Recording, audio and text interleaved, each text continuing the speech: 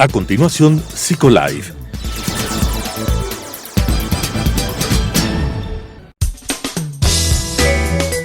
Clasificación A. Apto para todo público.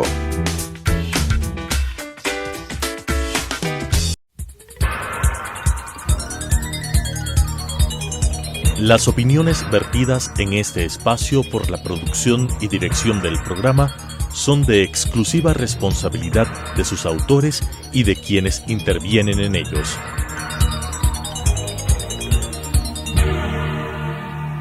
Telesucesos Canal 29 UHF presenta Psicolife, un programa creado para hablar de psicología desde una vertiente científica pero amena con la conducción de la doctora Elizabeth Montenegro. Psicolife.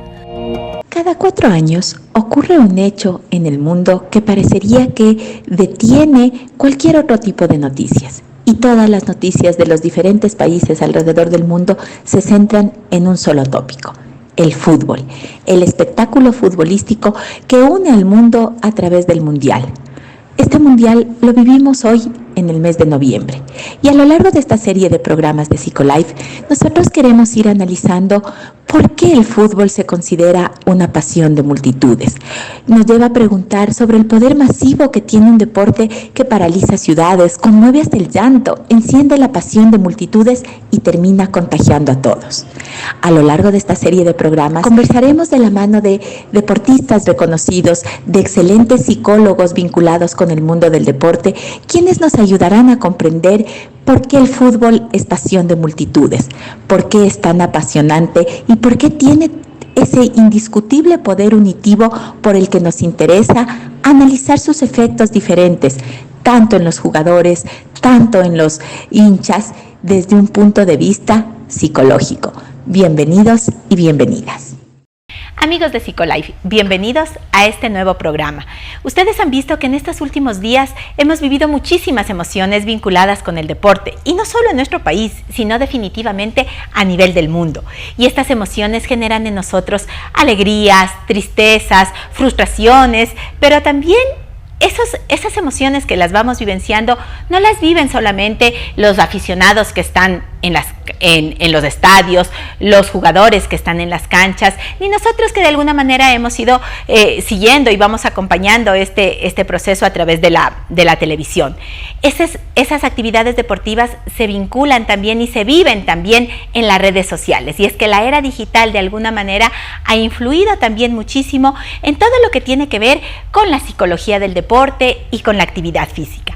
Y es justamente hoy el tema que vamos a abordar: la psicología del deporte, la actividad física en la era digital. Y como siempre tenemos a un invitado experto en el tema. Él es Federico Lande, ustedes ya lo conocen, él nos acompaña desde Rosario, Argentina, para explicarnos cómo la era digital ha influido en estos dos ámbitos. Fede, bienvenido a Psicolife, qué bueno tenerte otra vez con nosotros. Hola Eli, muchas gracias y saludo a todos los que están viendo. Muchísimas gracias, Fede. Y bueno, hemos hablado en algunas ocasiones sobre la importancia de la actividad física. También hemos comentado cómo la psicología también ha extendido su campo de acción en el ámbito deportivo. Pero ¿por qué incluir ahora estos dos aspectos con la era digital? Explícanos un poquito, por favor, al respecto. Qué interesante la introducción, Eli. Sí, viste que hemos pensado bastante acerca del principio de diferenciar lo que es la actividad física del deporte. La actividad física tiene que estar pensada, orientada hacia ofrecer aspectos que tienen que ver con la salud mental en particular, que es la función, y el deporte ya involucra, seguramente como fueron hablando, ya cuestiones basadas en la competencia, en el rendimiento, en la voluntad, en el entrenamiento. Cuando vamos separando estas dos disciplinas, que no son las mismas, no obstante las dos están en movimiento, vamos dándonos cuenta que la influencia de la tecnología también impacta en este manejo. Yo pensaba, y de hecho estoy convencido, que en lo que tiene que ver con la actividad física para la salud, el uso de la tecnología ofrece un montón de herramientas que nos permiten como apegarnos a la actividad o adherirnos a la actividad. A nivel tecnológico, una de las aplicaciones que mejores resultados trae para, por ejemplo, sostener la caminata o sostener el movimiento es el contador de pasos, que es un podómetro, se llama podómetro técnicamente, pero es contador de pasos, y es una aplicación que está gratis en todos los celulares y permite contar pasos, cuántos pasos hace por día. Como casi todos tenemos el celular siempre encima, llevar el celular encima hace que las vibraciones del movimiento el celular no lee como un paso, y entonces vamos teniendo como un feedback entre el celular y nosotros acerca de la cantidad de pasos que vamos haciendo durante el día. Se calcula que para mantener cierta salud hay que hacer 7.000 pasos por día. Esto sería 5 kilómetros, 50 cuadras, por lo menos en Argentina serían 50 cuadras. No obstante, no hay que hacerlo todo de una, digamos. El contador de pasos uno lo tiene de que se levanta hasta que se va a dormir, entonces, qué sé yo, probablemente ya llegando a la noche uno ve cuántos pasos hizo y se va dando cuenta que hizo diferentes pasos en diferentes áreas. Entonces, a lo mejor el trabajo hizo tantos pasos, para hacer las compras hizo otros pasos, para buscar a los chicos hizo otros pasos, y va sumando la actividad física global. No hay que salir a hacer la actividad como en general nosotros indicamos ir al gimnasio, vaya a correr o vaya a caminar. Uno se le encuentra en la vida cotidiana. Y en relación al deporte, la actividad, a diferencia de la actividad física, el uso de tecnología está mucho más puesta en esto que yo les decía, en relación al rendimiento. Entonces, permite medir reacciones de tipo cardíaca, cómo uno reacciona de forma bien basada en lo cardíaco, en su rendimiento deportivo. Se pueden medir distancias o cuánto recorrido hace cada uno en un partido. Ahora se ha incluido el VAR, que por ejemplo mide esto de si son legales algunas acciones o no. La inclusión de la tecnología, digamos, ya es algo totalmente que se ha naturalizado también en el mundo del deporte y que también permite una mejora del rendimiento, como se sabe de esto que yo les decía del podómetro de tantas para la actividad física y recuperar la salud. No obstante, se suman muchos elementos, pero me detuve en un tercer elemento que tiene que ver con los deportes electrónicos o el eSports, que también hay mucho de vanguardia y mucho de innovación. Incorporar a la tecnología como si en sí misma fuera un deporte, por eso la denominación eSports o deporte electrónico, también es como una especie de innovación que ha tomado muchísimo auge en la actualidad, y se cree que a nivel económico recauda tanto o más de lo que recaudan los deportes tradicionales, como por ejemplo el fútbol. Tocando estos tres elementos, el podómetro para el sostenimiento y la adherencia de la actividad física, las mediciones por las cuales los deportistas pueden hacer el pasado de la tecnología, del ritmo cardíaco, de las distancias que hacen, etcétera, y la inclusión del VAR, por ejemplo, esto de la legalidad de las acciones del deporte, y esta gran disciplina y gran innovación que tiene que ver con los deportes electrónicos, son tres puntos que hablamos un poco en esto del título, ¿no? De lo que es la era digital. Fede, qué interesante lo que estás mencionando, y vamos por partes entonces, si te parece. Empecemos justamente con este tema que tú mencionabas en torno al podómetro y en torno a medir estos pasos cotidianos, y realmente yo creo que eso te engancha, ¿no es cierto? Y te compromete, de alguna manera cada vez todos vamos siendo más conscientes de lo importante que es cuidar nuestra salud física, el sentirnos bien, y a veces, claro, el ritmo de vida tan agitado impide el que puedas ir a un gimnasio, el que puedas estar haciendo ciertas actividades. Si bien es cierto, uno diría, pero tengo que darme un tiempo para mí, pero a veces resulta complejo, y cuando vives en ciudades en donde el tráfico impide también una movilización más rápida, pierdes mucho tiempo en eso. Entonces, yo creo que el tema del podómetro que tú mencionas es súper interesante porque sí te va comprometiendo. A mí me pasa, yo lo tengo en el celular, y cuando yo veo que me dicen, ¿no? Por ejemplo, te faltan 900 pasos para cumplir el objetivo, entonces, a ver, vemos esos pasitos, salgamos un ratito, qué sé yo, al jardín, paseemos por ese lado, y sientes que cumpliste una meta, y esas metas te van haciendo, te van dando una sensación no solamente de que te sientes bien físicamente, sino que también es emocionalmente, ¿no es cierto? Porque te sientes más a gusto, te sientes más cómodo y demás. Entonces, creo que estas herramientas que tú estás haciendo mención, que sin necesidad de que seamos grandes deportistas o deportistas de élite ni nada de eso, tienen un impacto definitivamente en nuestra vida. Exacto, Edith. Aparte, digamos, lo que se resalta en este tipo de aplicaciones es el feedback inmediato que el usuario tiene, digamos. inmediatamente uno sabe cómo es su nivel de movimiento en el día y como vos decís, perfecto, que es cierta motivación para alcanzar la cantidad de pasos. Evidentemente, ese vínculo que uno establece con la tecnología es en sí mismo importante. Y por otro lado, después, lo que decíamos, en esta era digital, donde estamos totalmente atravesados por la pantalla, y no solo eso, sino que en general da la sensación de que nunca hay tiempo para nada, poder ir entendiendo y tomando conciencia de que el movimiento uno se lo encuentra en la vida cotidiana. ¿Qué significa? ¿Qué sé yo? Si uno trabaja en una empresa que las oficinas están en el piso 5, ¿qué tal de bajarte en el piso 4 del ascensor y subirse esa escalera caminando? O lo mismo, podemos bajar caminando por la escalera y ya vamos sumando pasos. Lo mismo para hacer compras. Si uno tiene que ir a hacer una compra, uno deja el auto un poquito más lejos y camina una cuadra.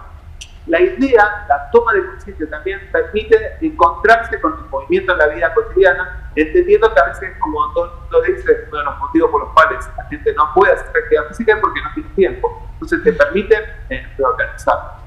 Por el otro lado, también sabemos que en esto de la era digital y la influencia que tienen las pantallas en nuestra vida, en general, en población adolescente, el uso excesivo de videojuegos, y aún así eso tercero que tocaban de los deportes electrónicos, también ha hecho algo que ya viene con una tendencia en alta, que es aumentar los niveles de sedentarismo. Entonces, también nos preocupa el hecho de que la era digital, digamos, que hay algo que entendemos es que se fomenta más el sedentarismo. Entonces, tenemos una herramienta que por un lado da muchísimas posibilidades de tener una actividad y crear cierta motivación por el feedback que genera, pero al otro lado también tenemos tecnologías que son de tipo bien sedentario, entonces de alguna manera se contraponen. Más teniendo en cuenta que aún así tengamos en cuenta lo siguiente, que gran parte de nuestros entretenimientos son de forma pasiva, algo que esté vinculado con la pantalla, ver películas, ver series, jugar videojuegos, usar el celular, todo atenta contra el movimiento. Entonces, estas dos miradas no la podemos perder. La era digital fomenta herramientas útiles para mantenerse en la actividad física, pero también conspira contra la actividad física. Claro que sí. Ahora vamos a la segunda parte y luego vamos al tema de los deportes electrónicos, que creo que es algo muy novedoso para las personas en general. Pero vamos al tema que tú mencionabas, de que dentro de la tecnología, también en esta era digital, podemos medir, por ejemplo, nuestra frecuencia cardíaca, podemos medir el número de pulsaciones que vamos dando y de alguna manera ir modulando, ¿no es cierto?, la actividad física que nos propongamos, y que no sea sobreestimulante para nosotros, que no nos deje exhaustos, que no nos deje sumamente agobiados, sino que mantenga ese equilibrio y que ayude también a nuestra salud. Exactamente, Eli. Esto vos nombrabas acerca también, de corto un poquito lo que decíamos, pero porque también para tenerlo en cuenta.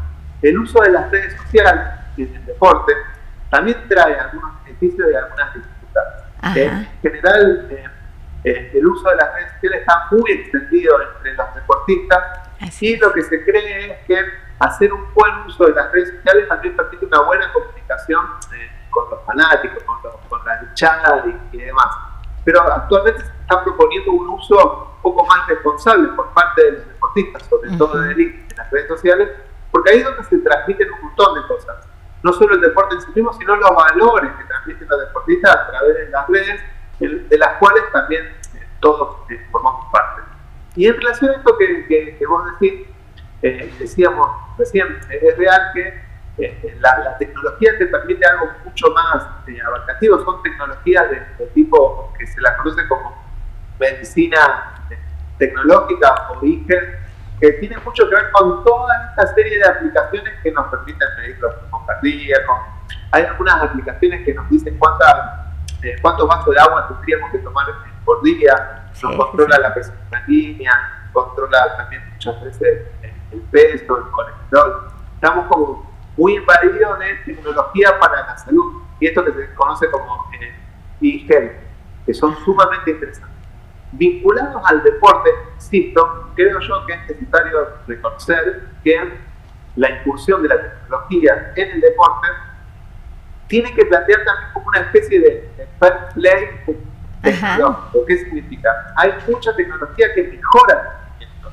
Se cree que hay mucha tecnología que en algún punto está como acoplándose al cuerpo humano, digamos, de alguna manera. Tenemos deportistas que con cierta discapacidad que encuentran tecnología que les permite compensar esas discapacidades. Digamos. Tenemos tecnología también para el hecho de mejorar el rendimiento que hoy se cree que pueden ser probablemente cuestiones bien basadas en el doping. Entonces la tecnología también permite una mejora del rendimiento que hasta el momento no se está legislando de alguna manera. Hay muchos chips que se usan que también se cree que mejoran el rendimiento y que no forman parte de la legislación actual en el deporte. O sea que ya tenemos que ir pensando tantas cosas vinculadas al deporte y a la tecnología que probablemente no nos alcance en el programa, pero abrimos estos links como para poder ir investigando un poco más. Claro, y lo que tú mencionabas, ¿no? Cuando hablabas del VAR, por ejemplo, y que ahora en este mundial ha sido un shock para todos, para ustedes, para nosotros, cuántos goles anulados por posiciones adelantadas que eran casi imperceptibles, y justamente que la tecnología permitía identificar esas jugadas que antes hubieran pasado desapercibidas. Entonces creo que mencionas muy bien el hecho de incluir, o sea, de que no podemos ya negar que la tecnología está en todos los ámbitos de nuestras vidas y en el ámbito deportivo también en este tipo de aspectos. Pero me llamó mucho, Fede, la atención algo que tú decías, y quiero que hagas una diferenciación, si es que existe, obviamente es la pregunta. ¿Es lo mismo un videojuego que un eSport, que un deporte digital? ¿Se entendería por lo mismo o cómo entendemos a cada uno de ellos? No es lo mismo, aunque seguramente se asemejan bastante. El videojuego en general, acordate que la Organización Mundial de la Salud ya incluye en sus manuales la adicción a los videojuegos. Así es. Y en general tiene que ver con videojuegos de tipo de rol, digamos, de guerra, de combate, de videojuegos más de tipo así que se juegan también en grupos, pero que en su contenido no hay un deporte. Los eSports sí, entonces tenemos videojuegos que tienen que ver con el deporte, como el FIFA, que tiene que ver con el tenis, por ejemplo, muchos videojuegos que tienen que ver con el golf. Tenemos una cantidad de videojuegos que toman el deporte en su contenido, pero que no son los mismos. Entonces, los eSports vinculan a un deporte como contenido. ¿Me explico? Es decir, y utilizan, para aclarar un poco a nuestra audiencia, ¿no es cierto? Utilizan estos eSports, tú nos dices, queda claro, utilizan el deporte como un contenido, pero entonces estamos hablando como una suerte de realidad virtual, donde, supongamos, está el golf y ellos están simulando jugar golf en esa realidad virtual, como era lo que antes, hace algunos años atrás, el Wii, ¿recuerdas? El Wii, que igual jugabas fútbol y tenías que estar en ese movimiento frente a la pantalla. A eso nos referimos entonces cuando hablamos de eSports. No necesariamente. No necesariamente. Es una de las modalidades de los eSports. Por ejemplo, el más conocido de todos es el fútbol, el FIFA, donde hay competencias que están reglamentadas, hay publicidades y hay una fortuna en juego siempre en cada competencia. Esos son los eSports. Por ejemplo, no necesariamente involucran el movimiento del cuerpo. No necesariamente, pero puede haber algunos que sí. ¿Me explico? Sí. Entonces, muy buena esta separación que tenemos que hacer. Los videojuegos que tienen contenido deportivo, algunos tienen que ver con el uso del cuerpo y otros se pueden jugar directamente de sentado sin mucho movimiento. Y después tenemos los videojuegos tradicionales que en su contenido, para hacerlo más breve, no involucran el deporte en sí, sino tenemos juegos que tienen más que ver con combate, con lucha, más vinculados con estrategias de tipo lúdica. Esto tiene que ver más que nada con estrategias de tipo deportiva. Bien, sí, creo que queda muy clara esa diferencia. Entonces los videojuegos con estos contenidos más bien de guerra, de lucha, de estrategia, de vencer al contendor en una situación determinada. Exacto. Y este deportivo en donde hay el deporte como juego. Pero aquí me surge una duda entonces, porque me queda claro, por ejemplo, cuando tú dices, bueno, si jugamos en 3D, ¿no es cierto? La persona se está moviendo y demás, y está haciendo una actividad física, está haciendo una actividad deportiva, aunque no esté en la cancha jugando, pero si estamos jugando solamente con los deditos o con los controles y es del fútbol y muevo al jugador de un lado a otro, pero solamente con las manos, ¿por qué se lo considera eso como un deporte si no está involucrando realmente una actividad de movimiento? Muy bueno, la pregunta, mira, hay un deporte que te va a sonar prácticamente muy familiar, que es el ajedrez. El ajedrez tiene todos los elementos que se acercan a lo que quiero decir con el deporte electrónico. Son deportes de tipo cognitivo, para llamarlo de una forma más clara. Digamos. Son deportes intelectuales donde la estrategia, el movimiento, las decisiones se toman en un plano más mental que corporal. Aún así, siguen siendo actividades en las cuales hay competencias, hay entrenamiento, hay ganadores, hay perdedores, hay legislación. ¿Me explico? Entonces, para que sea más concreto, el deporte que más se acerca a los eSports es el ajedrez. No todos los deportes involucran un gasto de energía, pero la super gran mayoría sí. No obstante, tenés el ajedrez como un deporte de tipo más intelectual que del movimiento, pero sigue siendo deporte porque para jugar bien el ajedrez tienes que entrenar, sí o sí, y pasás muchísimas horas. Hay ganadores, hay perdedores, hay estrategias, hay legislación. ¿Se entiende? Y casi no se involucra el movimiento. Tal es así que el ajedrez está pensado prácticamente como también un deporte olímpico. Entonces, tarde o temprano los eSports ya están buscando que se la considere como un deporte olímpico. Pero la gran diferencia está en que el gasto de energía es prácticamente bajo, es prácticamente nulo comparado con los deportes tradicionales. Pero sigue habiendo esos elementos que yo te dije: entrenamiento, estrategia, ganadores, perdedores, legislación. ¿Y puede utilizarse en un momento determinado, o podría llegar a utilizarse el hecho de que los eSports sean justamente ese espacio como, digamos, como de clase, ¿no es cierto?, donde tú vas entrenando y luego pases a la cancha, pases a la actividad deportiva a aplicar todo lo que aprendiste en la clase del computador? ¿Puede darse eso? No necesariamente. No obstante, los deportistas que sí están involucrados en actividades, digamos, analógicas, así materiales, donde se juega verdaderamente el deporte, utilizan los eSports para modular sus estrategias más de tipo cognitivas y después sí llevan esas estrategias que muchas veces vieron en los videos a la cancha. Exacto, pero es muy difícil aprender un movimiento solamente basándose en lo electrónico, en lo digital. Pero sigo pensando y se sigue pensando que para entrenar de forma cognitiva algunos deportes, lo digital sigue siendo muy útil. No obstante, el aprendizaje máximo se hace de forma concreta, digamos. Claro que sí. Pero estamos hablando básicamente de un aprendizaje por modelamiento, ¿no? Y puede ser, por ejemplo, tú hablabas de los chicos, de los adolescentes y ese sedentarismo que ellos tienen al estar tan metidos en el contexto digital y en juegos de este estilo. Entonces, puede ser como una invitación, ¿no es cierto? A ver, has hecho todas estas jugadas aquí, ahora tratemos de ponerle eso en la práctica, tratemos de encontrar otros compañeros que tengan afinidad y vamos abriendo estos espacios que también a veces los vamos perdiendo, porque sobre todo en la adolescencia, porque el mundo digital les encierra entre las cuatro paredes de su habitación. Exacto, Eli, exacto. Este reemplazo acerca de ver el deporte y no practicarlo se está volviendo mucho más inmersivo que antes. Y es un riesgo también, es un riesgo, digamos. Acá nadie dice que no hay que jugar a los videojuegos ni hacer deporte electrónico. No obstante, para entender que los deportistas electrónicos de alto rendimiento, los elite, se entrenan con un profe de actividad física y educación física, mejoran sus capacidades pulmonares aunque no usen el cuerpo. ¿Me explico? Porque se sabe que la actividad física tiene en el plano mental. Entonces vos vas a ver deportistas que están altamente entrenados y aún así juegan solo deporte electrónico. Otro deporte que no hay que perder de vista es el automovilismo. En general no hay gran gasto de energía porque toda la energía está en el auto.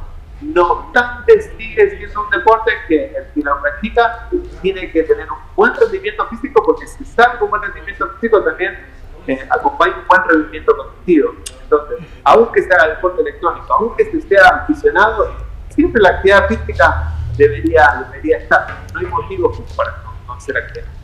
Qué interesante, Fede, como siempre, y tú bien lo decías, nos falta el tiempo para conversar sobre estos temas, pero creo que es bueno ayudarles a nuestra teleaudiencia a ir mirando cómo la tecnología y la era digital está inmersa en cada uno de los ámbitos de nuestras vidas. Y cuando hablamos de deporte, ahora que el mundo se futbolizó y que estamos todos tal vez con esa chispita deportiva, ¿por qué no empezar a valernos de la tecnología para empezar a hacer estos cambios también en nuestra actividad física? Gracias, Fede, por habernos acompañado. Gracias a ustedes, amigos televidentes, por acompañarnos semana a semana en Psicolife. La próxima semana tendremos una nueva serie de programas programas hemos terminado con esta serie de los programas deportivos que creo que han sido muy, muy enriquecedores también para todos nosotros. Les invito a seguirnos semana a semana a través de Telesucesos en el canal 29 los días viernes a las 10:30 de la mañana y el reprise del programa los días domingos a las 9 de la mañana. Y también hacerlo a través de nuestras redes sociales, en Facebook y en Instagram como PsicoLiveC y en YouTube como Telesucesos PsicoLive. Nos vemos la próxima semana. Las opiniones vertidas en este espacio por la producción y dirección del programa son de exclusiva responsabilidad de sus autores y de quienes intervienen en ellos.